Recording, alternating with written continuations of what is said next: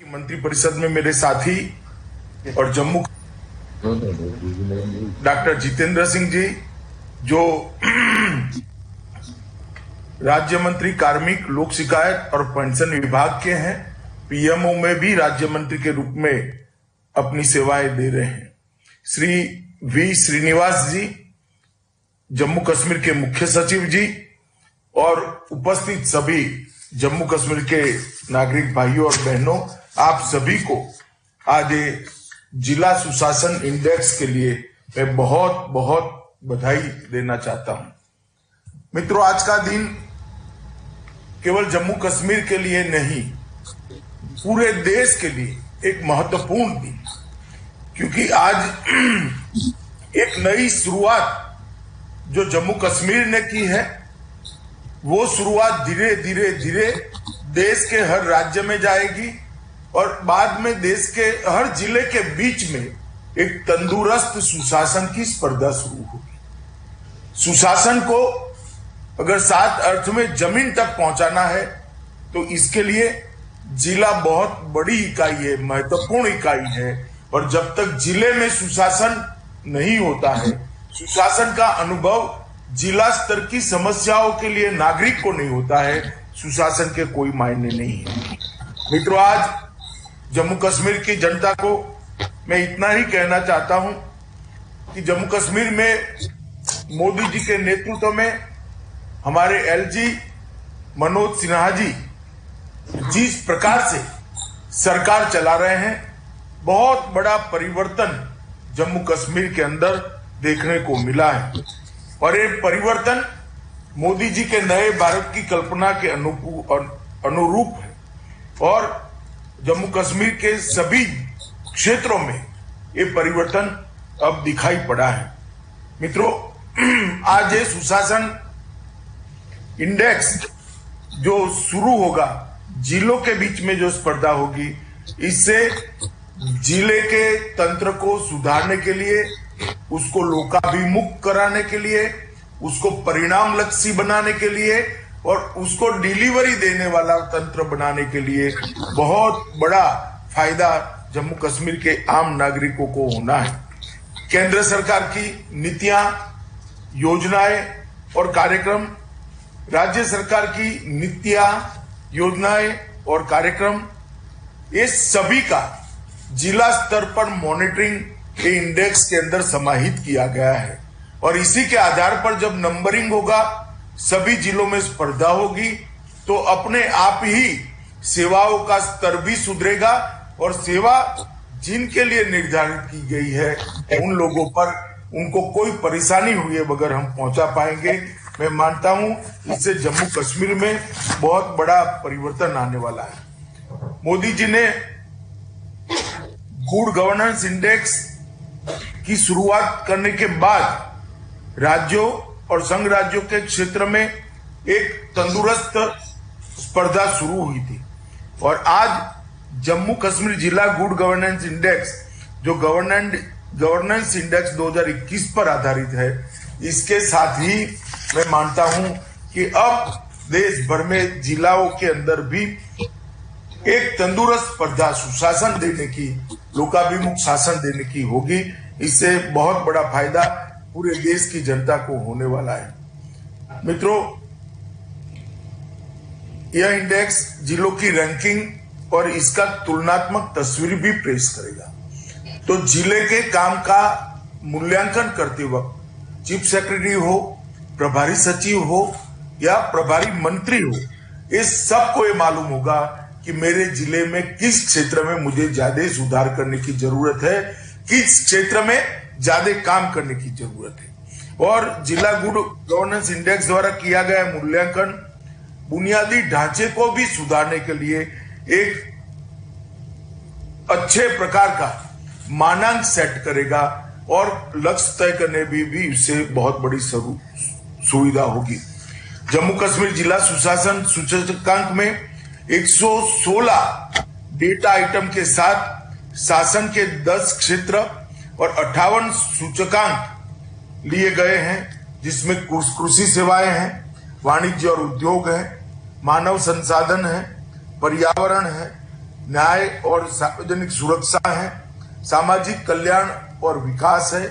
इस प्रकार के 10 विभागों को इंडेक्स सूचकांक के रूप में तुलनात्मक अभ्यास कर राज्य की जनता के सामने रखेगा तो मुझे लगता है प्रशासन पर भी दबाव होगा और प्रशासन भी इसको सुधारने के लिए जी जान से आगे बढ़ेगा।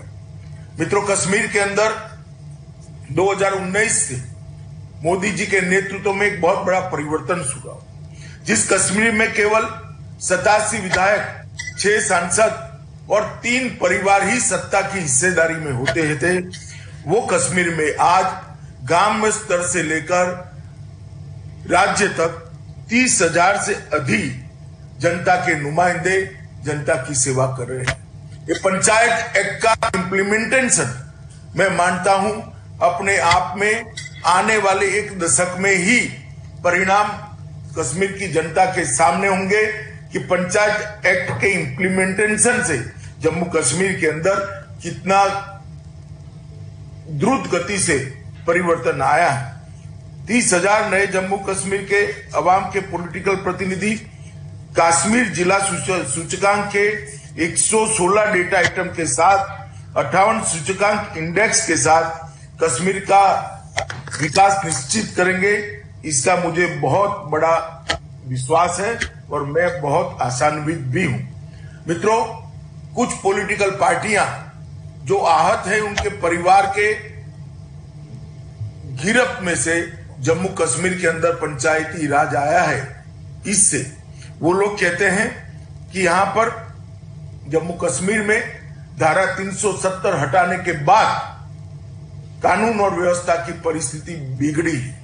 कुछ लोगों ने तो इतना एक्सट्रीम कर दिया, जब तक धारा 370 नहीं होती है जम्मू कश्मीर में कानून और व्यवस्था की स्थिति ठीक नहीं रह सकती। मैं इन सब को बताना चाहता हूं कि अप्रैल 70 से 19 और 19 से 21 इसका तुलनात्मक अभ्यास करते हैं तो आतंकवादी घटनाओं में 40% की कटौती हुई है और मृत्यु में 57% की कमी आई है। यही बताता है कि शांति का नए सुधारों के साथ कोई लेन देन नहीं, शांति का प्रशासन के साथ लेन देन। जब जनता को अच्छा प्रशासन मिलता है तब जनता अपने आप विकास की प्रक्रिया में हिस्सेदार होती है। मनोज जी यहां बैठे हैं, मैं उनको साधुवाद देना चाहता हूं। भारत सरकार की सभी स्कीमों में आज जम्मू कश्मीर 1 से 5 नंबर में है। इस प्रकार का इम्प्लीमेंटेशन इतने कम समय में शायद ही कोई राज्य के अंदर हुआ है। चाहे विधवा सहायता, विधवा बहनों तक सहायता पहुंचानी हो, चाहे वजीफे पहुंचाने हो, चाहे प्रधानमंत्री आयुष्मान भारत योजना को पूरे जम्मू कश्मीर के लिए लागू कर सबके पास कार्ड पहुंचाने हो, गैस पहुंचाने हो, घर में बिजली पहुंचानी हो, घर में शौचालय पहुंचाना हो, 100% टीकाकरण करना हो, कोविड के लिए उपलब्धता, ऑक्सीजन की उपलब्धता करनी हो, ऑक्सीजन प्लांट लगाने हो, हर क्षेत्र के अंदर जम्मू कश्मीर ने ये 2 साल के अंदर लाभार्थियों को अपना लाभ सीधा पहुंचाने का प्रयास करें। स्वाभाविक है बिचौलिए इससे नाराज होंगे, मगर हमें बिचौलियों की नाराजगी का कोई डर नहीं। नरेंद्र मोदी जी का स्पष्ट उद्देश्य है कि जम्मू कश्मीर की जनता को भ्रष्टाचार विहीन शासन मिले, उनको अपने वजीफे के लिए किसी को कुछ देना न पड़े, उनको अपनी योजनाओं के फायदे के लिए कोई बिचौलियों की जरूरत न पड़े। आज जम्मू कश्मीर के सभी किसानों को 6,000 रुपया सीधा इनके बैंक अकाउंट में मिलता है। जम्मू कश्मीर के किसी भी बीमार व्यक्ति को 5 लाख तक की सारी स्वास्थ्य की सुविधाएं आज बेरोक टोक किसी भी अस्पताल में जाए मिलने लगी। मैं पूछना चाहता हूं, जो सवाल उठाते थे, इतने साल तक ये 3 परिवारों ने शासन किया है, ये सब क्यों नहीं हुआ? अगर ये आप ये कर नहीं सकते थे तो फिर से जम्मू कश्मीर की जनता को गुमराह करने का क्या मतलब है? मैं जम्मू कश्मीर आया था तब जम्मू कश्मीर के युवाओं को बताया था कि आप विकास के अंदर हिस्सेदार बनिए, कि जम्मू कश्मीर के अंदर दुनिया भर के टूरिस्ट लाने की संभावनाएं पड़ी हैं, मगर जिस प्रकार के बयान जम्मू कश्मीर के कुछ नेता दे रहे हैं, वो चाहते नहीं है कि जम्मू कश्मीर के अंदर टूरिज्म बढ़े। मैं स्पष्ट कहना चाहता हूं कि आपके बयानों से कोई फर्क नहीं पड़ने वाला। जम्मू कश्मीर के अंदर इस वर्ष सर्दियों में रिकॉर्ड टूरिस्ट आए हैं और ये वृद्धि आने वाले दिनों के अंदर भी चालू रहने वाली है। सभी लोग जानते हैं कि जम्मू कश्मीर के अंदर रोजगारी का टूरिज्म से सीधा रिश्ता है, परंतु टूरिस्ट न आए ऐसे बयान देकर युवाओं की रोजगारी को, उनको रोजगारी से दूर रखने का जो षड्यंत्र चल रहा है, इसको जम्मू कश्मीर की जनता ने भी जानना चाहिए। मोदी जी के नेतृत्व में जम्मू में एक एम्स बना, कश्मीर में एक एम्स बना, IIT जम्मू में बना, IIM जम्मू में बना, IIMC जम्मू में बना, नीट श्रीनगर का आधुनिकीकरण किया गया, राष्ट्रीय फैशन प्रौद्योगिकी संस्थान निफ्ट बना, 9 सरकारी मेडिकल कॉलेज नए बने, अनंतनाग, बारामुल्ला, राजौरी, डोडा, कठुआ, हंडवारा, उधमपुर, 15 नर्सिंग कॉलेज बने, 2 कैंसर इंस्टीट्यूट बने, एक जम्मू में और कश्मीर में, 2 पॉलिटेक्निक कॉलेज मिली। और जिस जम्मू कश्मीर के युवा को डॉक्टर बनने के लिए, पाकिस्तान जाने के लिए, विदेश जाने के लिए अगले शासकों ने मजबूर किया था, मैं उनको बताना चाहता हूं 1947 से लेकर 2014 तक जम्मू कश्मीर में 4 मेडिकल कॉलेज थे और 500 सीट थे। आज 9 मेडिकल कॉलेज बने हैं, 15 नर्सिंग कॉलेज बने हैं और 1100 MBBS की सीटें हैं, 17 PG की सीटें हैं, 14 डेंटल की सीटें हैं और 600 पैरामेडिकल सर्विस की सीटें हैं। मित्रों, रोजगारी के लिए भी पारदर्शिता आना बहुत जरूरी थी। हमने सर्विस सिलेक्शन बोर्ड के द्वारा 25,000 युवाओं को इतने अल्पकाल के अंदर नौकरी दी है, 7,000 नियुक्ति पत्र भी दिए जा रहे हैं। खादी ग्राम उद्योग के माध्यम से लगभग 2,16,000 लोगों को गृह उद्योग और अन्य उद्योगों के साथ जोड़ा गया है और मुझे भरोसा है कि जिस प्रकार की रखकर मोदी जी ने अप्रूव की है, इससे कम से कम जम्मू कश्मीर में 5 लाख युवाओं को आने वाले दिनों में रोजगारी मिलने वाली है। मित्रों, इन्वेस्टमेंट 70 साल का इन्वेस्टमेंट एक और 12,000 करोड़ का था। मैं मनोज भाई को बधाई देना चाहता हूं कि एक ही साल में 12,000 के इन्वेस्टमेंट के MOU जम्मू और कश्मीर ने समाप्त कर दिए हैं और 2,000 करोड़ का ग्राउंड ब्रेकिंग सेरेमनी भी हो चुका है। लगभग 50,000 करोड़ के आसपास इन्वेस्टमेंट जम्मू कश्मीर में आने वाला है। मित्रों, मिशन यूथ के तहत ढेर सारे युवाओं को जोड़ने का कार्यक्रम हमारे LG साहब ने चलाया है। यूथ क्लबों के माध्यम से लोकतांत्रिक जागृति और सेवाओं का विस्तार और उनकी रोजगारी का भी विस्तार, ये तीनों काम एक साथ हो रहे हैं। मैं जब आया था तब जम्मू कश्मीर के 63,000 से ज्यादा युवाओं के साथ ऑनलाइन बात की थी। मैं आज फिर से मेरे युवा दोस्तों को, विशेषकर घाटी के युवा दोस्तों को कहना चाहता हूं कि आइए मोदी जी के विकास के रास्ते पर आप चल पड़े। जम्मू कश्मीर पूरे देश के अंदर विकसित से विकसित राज्य बनने से कोई नहीं रोक सकता। जो लोग आपको गुमराह कर रहे हैं, मैं उसके जवाब में कहना चाहता हूं, पिछले 3 वर्ष में जम्मू कश्मीर के बजट को 9,000 करोड़ से बढ़ाकर 21,000 करोड़ का किया गया है। 9,000 करोड़ से बढ़ाकर 21,000 करोड़। पूरे देश भर में किसी भी राज्य का बजट 2.5 गुना इतने अल्प समय में नहीं बढ़ा है। यही बताता है कि जम्मू कश्मीर का आवाम का भला मोदी जी की प्राथमिकता है। कृषि और बागवानी में भी ढेर सारे सुधार करने का प्रयास हो रहा है।